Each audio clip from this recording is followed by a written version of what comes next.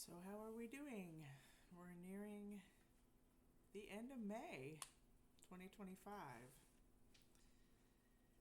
don't know about you, but it seems like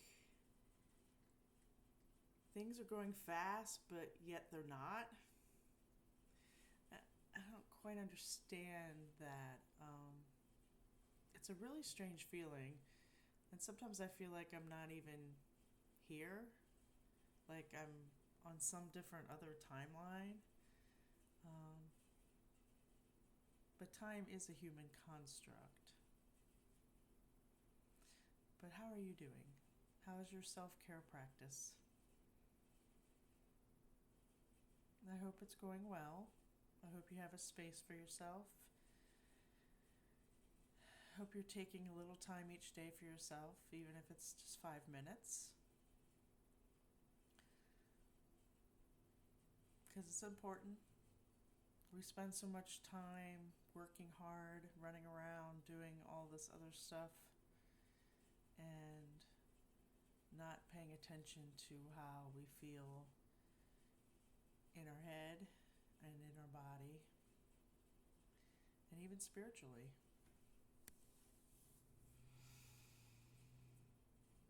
So, welcome to the Crystal Center of Healing. I'm Crystal. I hope you like and subscribe my channel.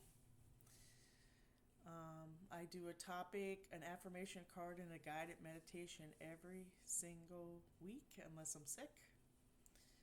I was actually sick over the weekend, so I was like debating today whether I was gonna do one or not, because I was feeling kind of tired at work. I guess some leftover whatever stomach bug I had. I don't know. I just know it wasn't fun. And of course, I didn't have the stuff I needed, and right now I live alone. So it was kind of like I'm not going to spend a whole lot of money on DoorDash just to get a couple things. So I made the best of it, and and I went to work, and I did the best I could, even though I felt internally tired, which, after you're sick, it's a different kind of tired than when you don't get enough sleep. So I made sure I meditated this morning. I did some meditation over the weekend, even though I was sick, to try to help me hopefully move things along, better outcome. I was only really sick for like 24 hours, and then I was okay. I was able to eat again. But there's a lot of bugs going around. Don't know why. Doesn't. Of course, it was like so hot today in Florida, hot and humid. It was like 93, 94 degrees, and I had to go to the grocery store in my hot car. But that's not really the topic I wanted to talk about today. I'm just kind of venting because I find it cathartic for me to vent on my channel. It's my channel. I can do what I want. So I'm venting. Just excuse me. Fast forward. What I wanted to talk about today, and I was thinking about this over the weekend. I'm not sure. I was listening to something on YouTube. Well, I was watching YouTube and looking at some of the different like self-help stuff, metaphysical stuff. And I was thinking about trauma. And I know I've taught some of my clients years ago when I had my business that trauma or feelings and emotions from trauma, like if you have a lot of anger or grief or fear, to take that energy and transmute it or channel it into something positive to move you forward. Now, I'm not talking about thinking positive, and because it's impossible to think positive all the time. We're humans. Life is messy, and that's to think if you're really good at thinking positive, that's awesome. But, we all have those days where something just doesn't feel right or something happens and we have a bad day.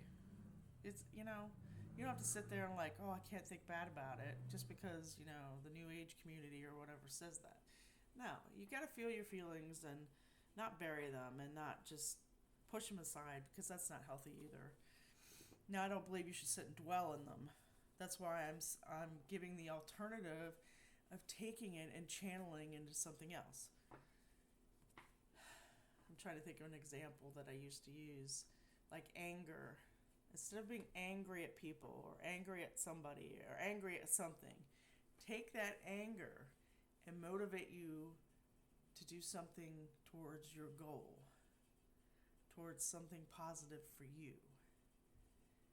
Don't waste that energy. We're going to boost it from low-level frequencies up to something good and something positive. I know, like, sometimes when I'm angry, which I don't get, at this point in my life, I really don't get angry that much. It's just like, whatever. And Gen Xers were kind of like, whatever. I'll take anger, and if I'm like really bad at house cleaning right now. I mean, when I had my kid and all that, I did it a heck of a lot more often than I do now. It's just me and my cat. It's, who cares? But if I need to clean and for some reason I get angry and I'm like, you know what? I'm going to take this energy and I'm going to clean something. And it works. And soon you're over the anger. You've done whatever task or chore you had to do, and you feel better actually at the end of it, believe it or not. You could do the same thing with if you're upset. You could clean. You could journal. You could write a book or start writing a book. You could write a song. You could read. If there's something you've been wanting to read forever. Just take those emotions and turn them into something healthy. Something, for you, towards the goal you have, something on that to-do list maybe. Because sometimes that's, you could turn, like, it's like turning it into motivation. And if you practice enough, you find it's easy to do after a while. I can do it pretty good. I don't stay angry very long if I am angry. It's just like, I think about it and I'm like, does this affect me personally? There's a lot of things in the world to be angry about right now, and certainly good reason for some of it. But to sit here and just be angry about it and not turn it into something else more positive, it's not healthy to just sit and dwell on stuff. Like I've said, I know I'm kind of repeating myself because that's what I do. And sometimes you miss stuff when you're listening to somebody. So I like to repeat stuff sometimes. Then you catch it again. Because I know there's lots of times where I'm watching somebody and I'm like, what did they just say? I missed it because I was thinking about what they just said the sentence before. So I like to kind of come back around to stuff.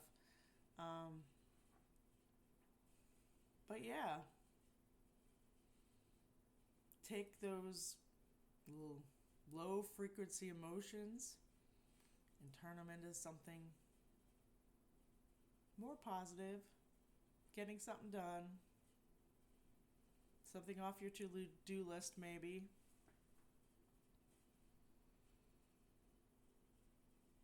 It's a much healthier approach to stuff. And it fits in with your self-care because you don't want to sit and dwell on low vibration feelings and emotions. Right? Right? We got it? Hopefully. That's how I see it. Of all the years of my life that I've spent being, I would say, depressed, anxious, I kind of learned like, oh, yeah, I could take some of this and get some things done. I could flip it on its head.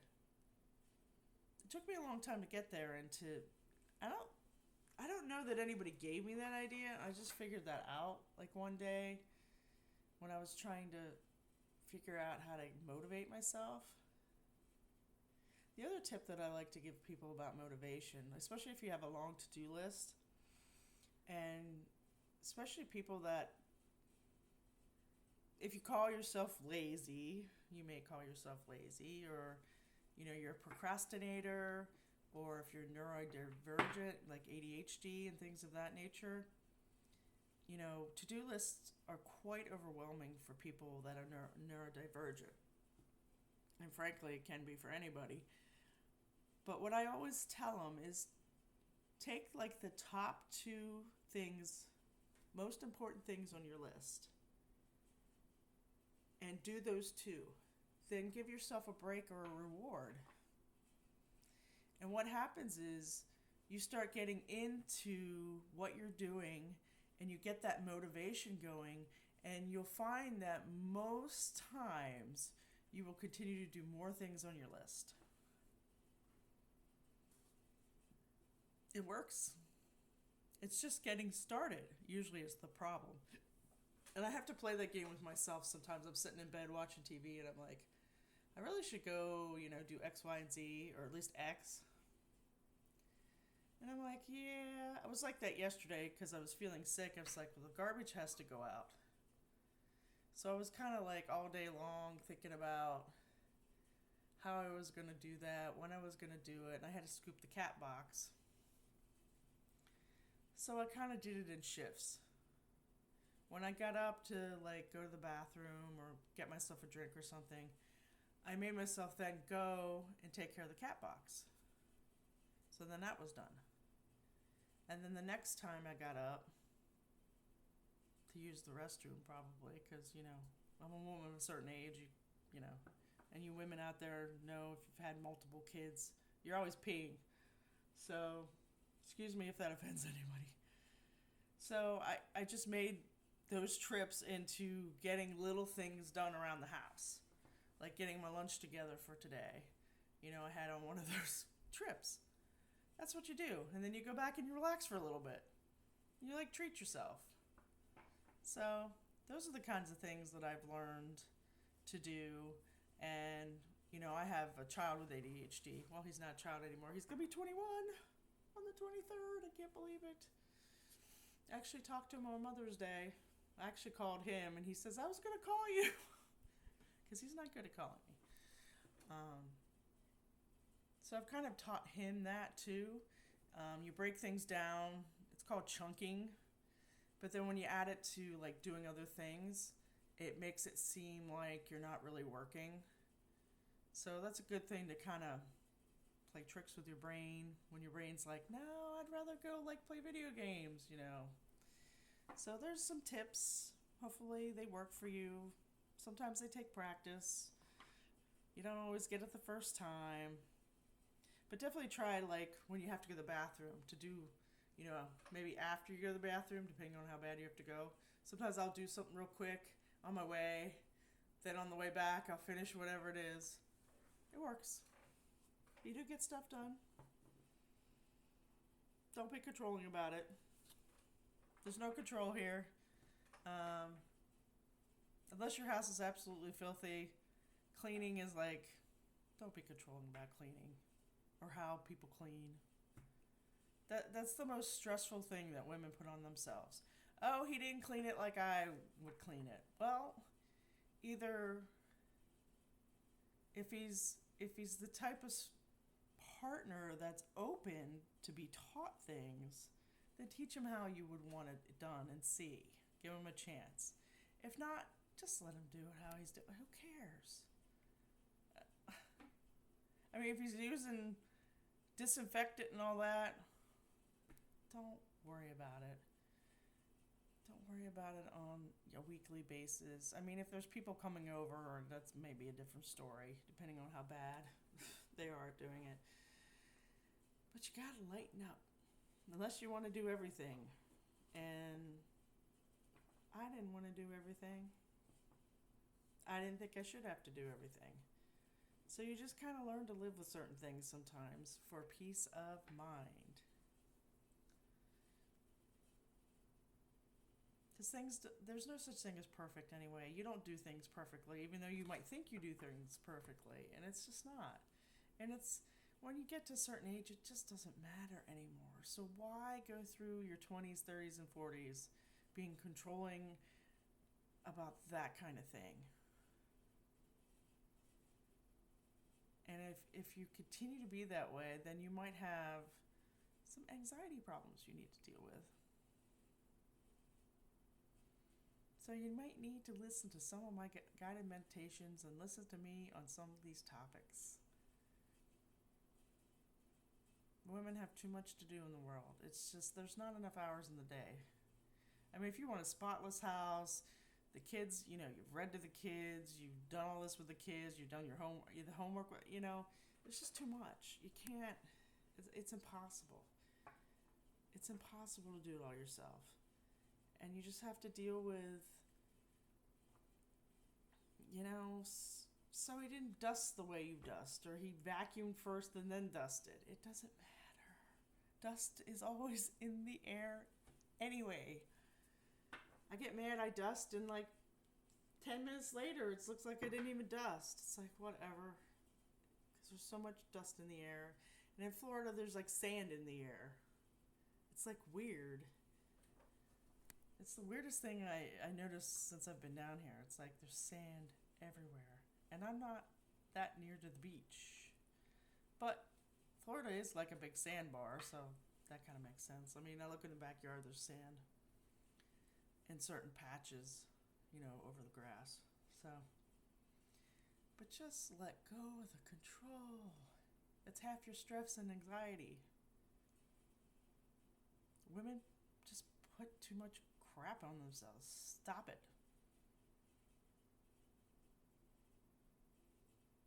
Stop it. I'm giving you permission to stop it. Crystal is giving you permission to let go of control of how clean your house is, that your laundry is folded perfectly, that your lawn is perfect. I don't know where we got that from either. That's just, some of these societal things drive me nuts, because it's the land was not like this when the settlers came over. It was not like this. The indigenous people didn't mow lawns. I mean, that's just not the way it was. So why are we acting like, it has to be all prim and proper? It doesn't mean anything in this grand scheme of life. I know people that are so the old adage, keep up with the Joneses. They want this money and this power. Now, don't get me wrong, money, I mean, we like to have nice houses. It's not what life's about. It really isn't. I know people my age, a couple people from my class, it's my high school class. They're just, I don't get it. There's just more to life. I want to go travel. I want to learn things. I don't want to be I have to have this house, and it's got to be $1 million house with a perfect lawn, and I got to have maids and servants and a pool boy, and no. I just want my partner. I want us to travel and have fun together, being empty nesters. I don't want all that. I'm sorry. I just don't. I want to evolve as a human being, not as evolve keeping up with the Joneses. It's nuts. I don't understand it. I mean, at one time in my life, I thought about that. I had to have matching chairs and couch and all. I went through all that period. It doesn't matter. You can't take it with you when you pass. We're energy. We can't, that stuff's energy, but it's not coming with us. Your couch and your home is not going to transmute with you when you pass over. It's just not. So why are we worrying about it? I mean, obviously you don't want to live in a excuse my language, shithole, you know, it's not, don't stress. It's not worth it. Worry about your spirituality, your mental and emotional health, your physical health, and your relationships in your life. And learning. Keep evolving. We're here to learn. Depending on what your beliefs are, I mean, I believe that we made this contract before we came here, and some of us aren't even from here. And we decided what things we wanted to experience as humans. Now I'm trying to figure out why the hell I want to experience the things that I've experienced, but I've learned a lot from it. I mean, I told my story, I don't know how many videos ago, about how I grew up with a mentally ill mother who couldn't manage money. She couldn't manage herself. She couldn't manage money. She couldn't manage 2 kids. And got thrown out of a trailer park. We ended up living back with my grandparents. And the chaos ensued because she was unmedicated. I mean, when you're dealing with a schizophrenic with borderline personality disorder, that is not a fun time. She had her break when I was 3. So I dealt with her mental illnesses from a very young age. And I've seen things I shouldn't see as a child. But I've taken it and learned and tried to help other people from the experiences that I had. It's like I grew up and became an adult. Now it's my choice on how I live my life. I could have fallen into the things that she did, drinking.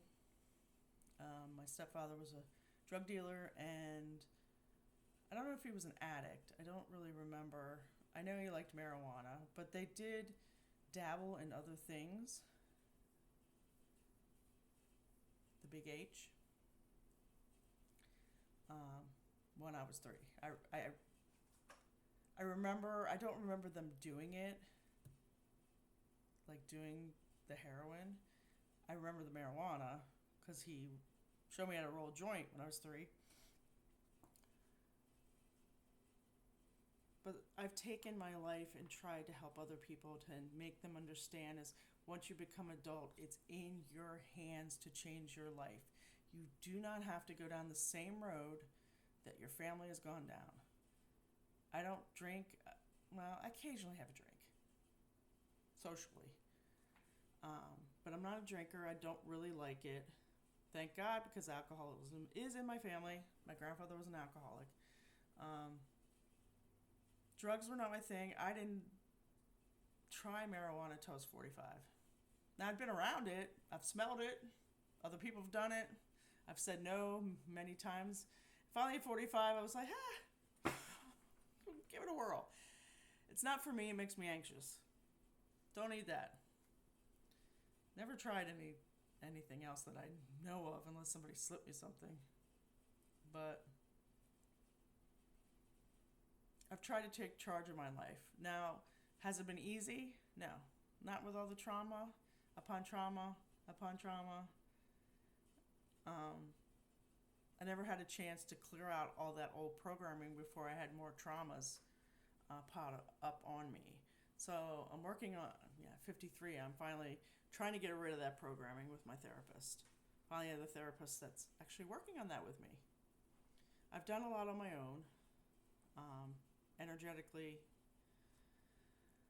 but I need a little extra help because sometimes things come back around. Like I've said before, we're like onions with layers.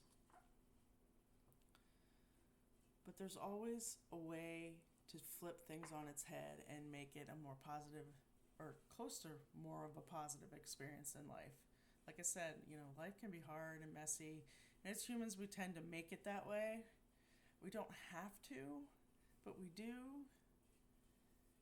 We got too many voices in our head. Aunt Eddie said something to you when you're 5 and you haven't forgotten it, and your mom, used to harp on you all over and over again, that's in your head, you can clear out those voices so you can only hear your own and your spirit guides. And I've done it. I've done it. I don't hear my mom's voice anymore. It's just me and my spirit guides. It's a lot more quiet in there because it used to be not so quiet.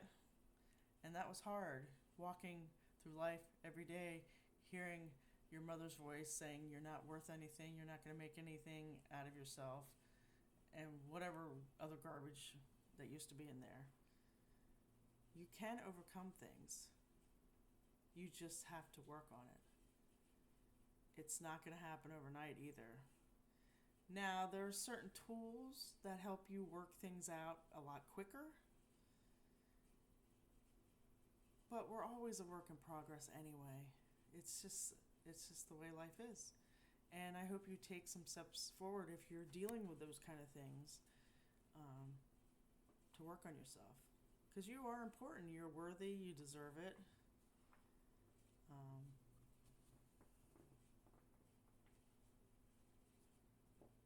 And yeah, work on yourself.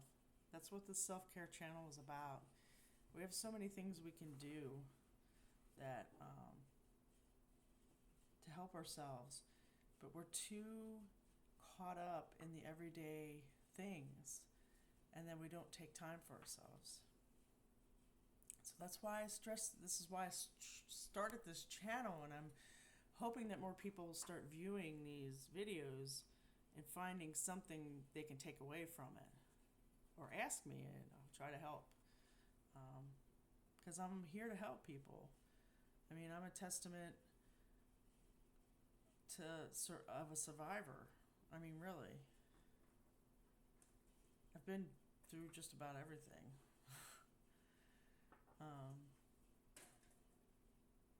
Or I know of somebody that has. You know, there's a few things that haven't happened to me, and I've known people that have gone through it and what they've taken away from it. So from that kind of perspective and an outside perspective, I can help. There's always help. There's always a way around things. You know, I used to work in IT, and when you troubleshoot a problem with your computer, you know, you're thinking about all the different ways that, you know, the error happened or whatever happened. But most importantly, you're trying to figure out how to fix it. So sometimes you got to find back doors into things to fix things. It's the same thing with life. Life, you know, you troubleshoot your life. I'm a troubleshooter. Ask me. Make a comment. I might learn something from you. We all have something to learn from each other, whether we're friends or not. So I see people out in the street, and I'm a big observer because of my mother. And I learn things just from observing people and how they handle things, and, you know, wondering what they're going through. Life is very interesting if you really pay attention to what's going on.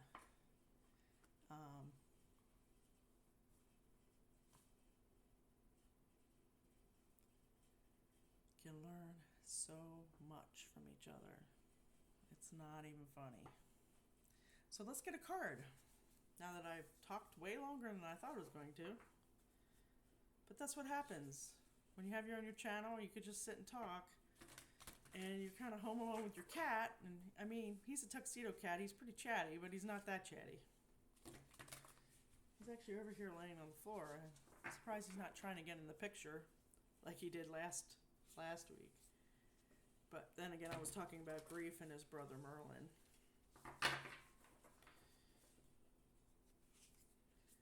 I mean, cats are kind of in the moment, but I can't imagine that he's totally forgotten about Merlin. I know it's been a year since we lost Merlin. I don't know if Merlin's still alive or not, but... Alright, what card do these people need to see this week? Alright, we got one. It didn't take too long, since I'm so gabby. Alright. Invoking self-realization. I know my lighting is, I didn't turn on the light. because I wanted kind of a more somber ambiance. I know it kind of makes me look grainy, but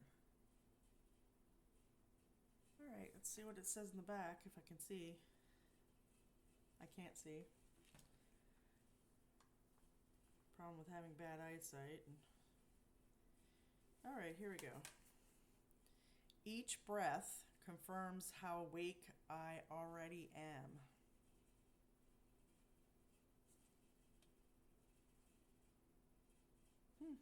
That's interesting.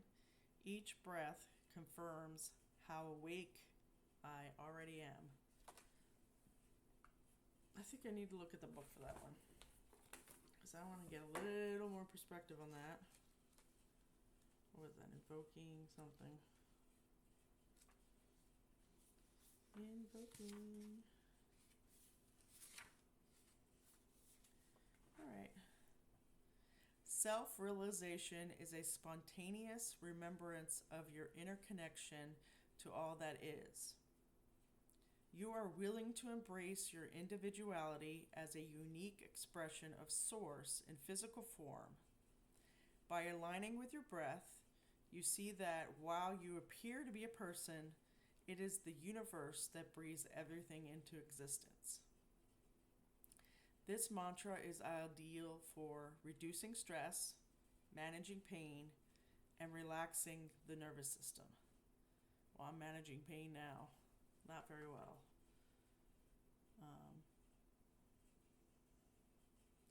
I've had a headache for a few months. And people are like worried about it. It's like, I've dealt with headaches all my life. It's been a long time since I've had a headache this long. Not probably since high school. Although when I get stressed out in certain jobs after I've been there a while, I kind of get like this too. But yes, invoking self-realization is the card of the week. And I will put this up here.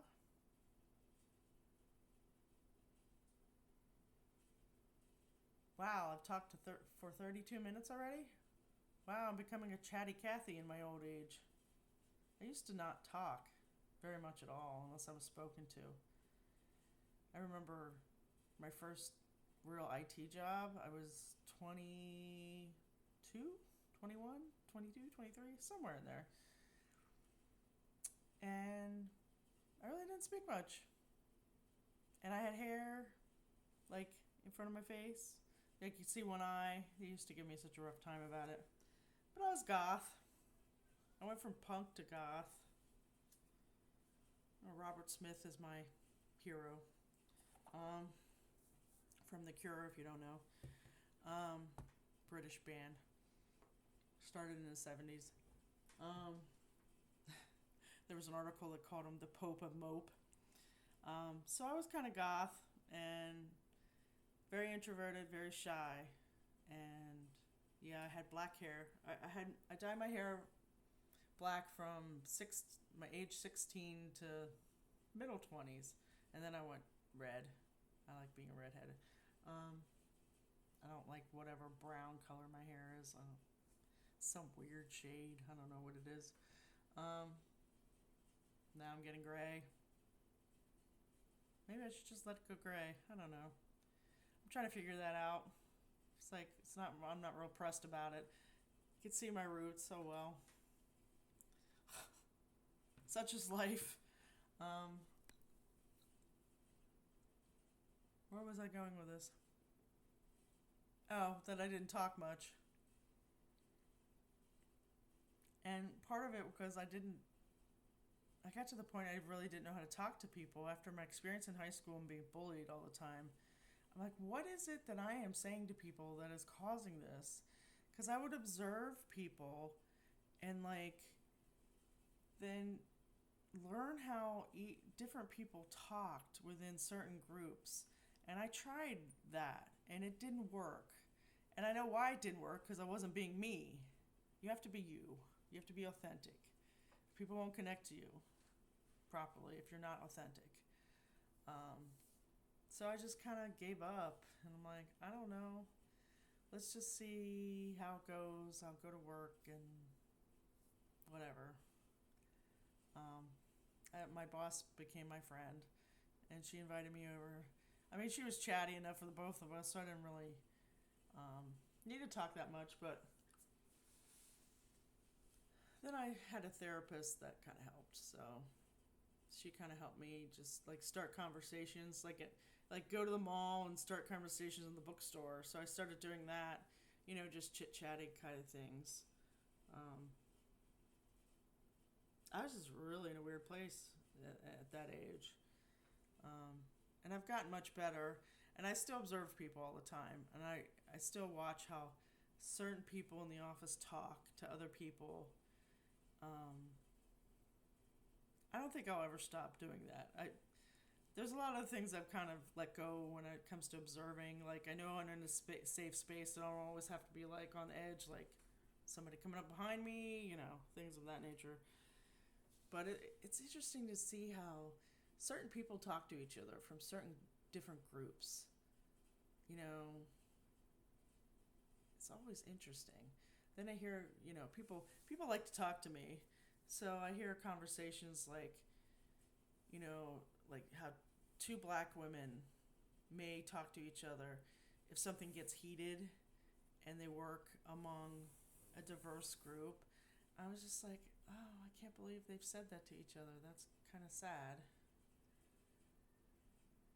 And it's just so interesting. You just learn so much when you pay attention. So sit back and pay attention sometimes.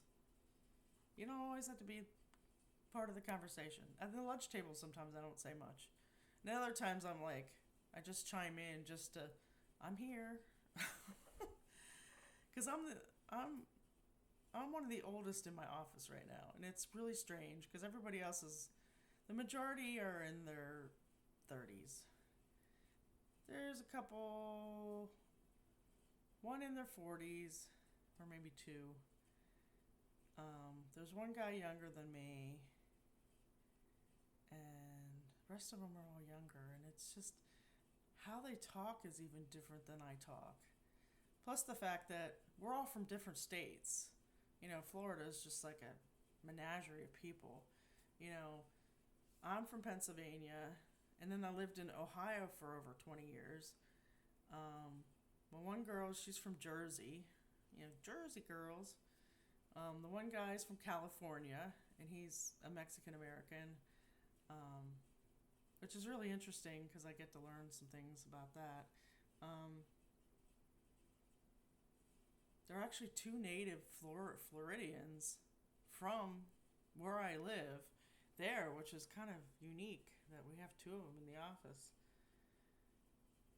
One guy I think is from New England, Vermont, New Hampshire, Rhode Island, somewhere up in there. I'm trying to think where everybody else is from. One's from Virginia, a couple New Yorkers, like New York City.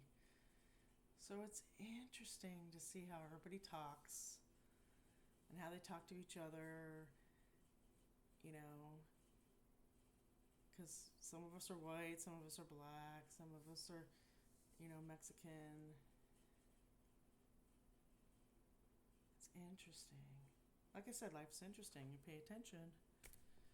Plus, I have a degree in behavioral psychology, so it's all interesting to me anyway. All right, I need to move on. I am sorry. Hopefully nothing offended you. I love all humans. I don't care you're white, black, Asian. I mean, I have a friend from Japan. I have a friend in Australia. I have black friends, Samoan friends, Hispanic friends. It doesn't matter to me. So I'm not. It's just cultural things are just so interesting too. We were talking about cooking stuff. I was asking the guy with the Mexican heritage, because what he brought for lunch was stuffed cabbage, which is kind of Polish and German and all those countries over there. And I asked him, I said, do you guys have any, main traditional dishes with cabbage in them? Because I hadn't really thought about that before. And I know I was married to a Cuban Italian, and I don't remember, because his mom's side was the Cuban, so they did all the cooking. I don't remember any cabbage dishes. I mean, all the Latino, Hispanic things, they all have their own kind of dishes. And the other thing that he said to me something about like vegetable soup. I said, well, I think every culture has some variation of a vegetable soup. And the girl from Jersey who's Italian, and I forget what else she is. She's like, minestrone or minestrone. And they were all like, minestrone? Minestrone? How do you pronounce it? That became a whole thing of pronunciation too, which is always funny. But, so, do you want a meditation now that I've talked for 40 minutes? All right, let's get comfortable. Let's do the white sheet. Let's clear our space real quick. White sheet covers the floor of the space you're in. You lift it up. Just use your intention that it's taking all low vibrational energy with it, because we want to be in higher vibration, in unconditional love and compassion, which is the top of the energy pyramid, sphere, whatever it's called, the omega something. I can't even remember now. And just keep lifting that sheet, taking everything with it that no longer serves you, that's not good for you, you don't need anymore. You want to get rid of it, send it up into heaven. The angels or the cleanup crew will take it and transmute it. Make sure both feet are flat on the floor. If you're sitting up, excuse me. I made myself some tired from talking. I don't think I've ever talked for 40 some minutes straight. So roll your shoulders a little bit, get comfortable, move around till you're comfy. And we're going to go, like last week I believe I did, you were in your bubble or your egg. We're going to go back into the bubble. You're going to make your bubble as comfortable as can be. You can make it any color you want it. You can decorate the inside of your bubble if you want. Take a few minutes to like sit yourself in there. Get yourself in your bubble. Make it big enough that you're comfortable and not claustrophobic, because we're safe. We're always safe.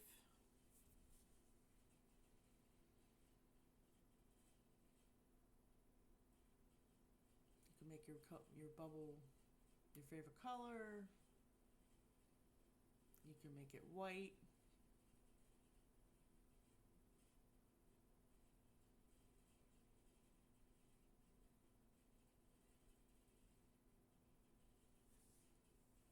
Now,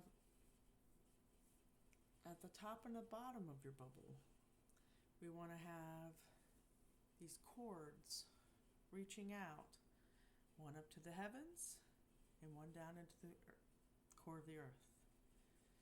And we're connecting up to heaven and earth.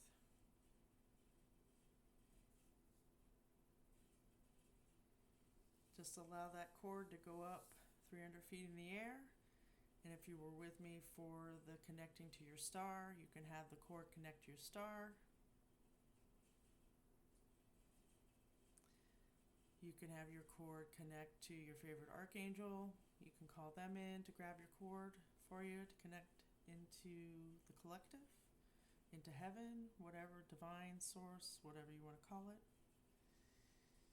Your other cord will effortlessly go to the core of the earth and connect up to the earth's core and bring up Mother Earth energy for you. So you'll be getting source energy and Mother Earth energy filling you up in your bubble. As you relax, and each minute you're in the bubble, you're even more relaxed. You can close your eyes if you haven't already. And just fill your bubble with this amazing unconditional love, joy, compassion, all the high vibration, high frequency energy.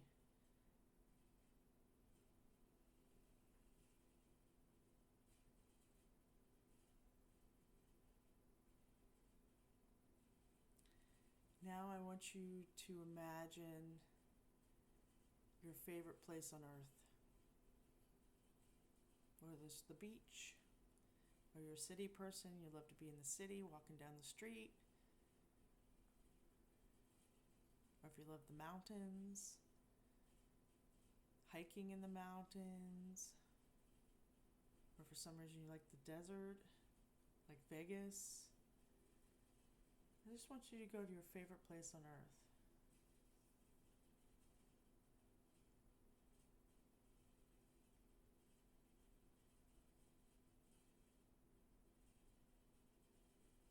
Now, in your favorite place, what is your favorite thing to do in your favorite place? Let's do that. Let's imagine that. Let's build a scene. Your favorite thing to do in your favorite place. If you love the city, like New York City, do you like to go to Coney Island? Do you like to just walk down Fifth Avenue? Or like at Christmas time in New York, go look at the Macy's windows where they have it all decked out for Christmas? Or do you like to be on the beach and the sun is high and you're laying on the beach feeling the sun on your skin? Or do you like to be in the water and be swimming or floating or playing with your kids out there?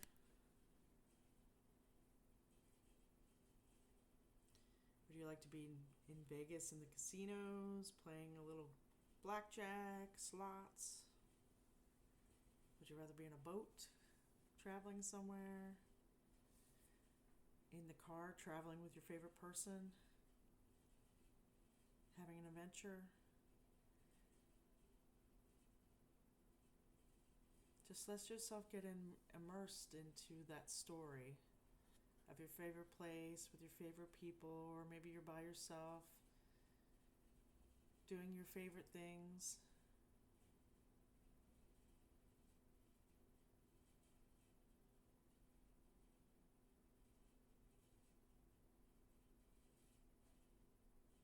Now check in with your body and see how you feel.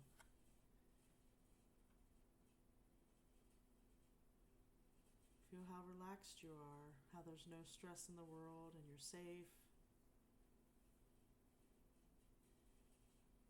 And you're doing what you want to be doing. You don't have to worry about anything.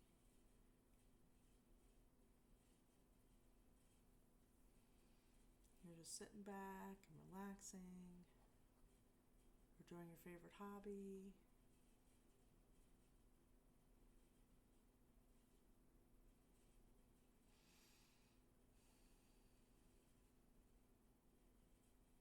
Just take in how that all feels.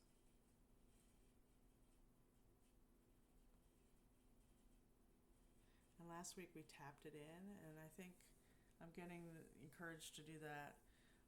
We tap in the joy. If you're feeling that, we tap it into our third eye, which is in between our eyebrows. We just tap in the way you're feeling.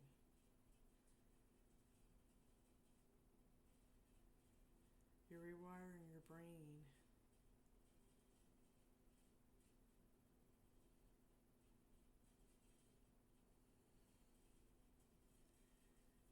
So when you're not in your bubble, you can just bring up this memory, and it should help you de-stress wherever you are, because you're tapping in that joy, and it should stay with you, because you're telling your brain, and it's going to be like, what do they call it?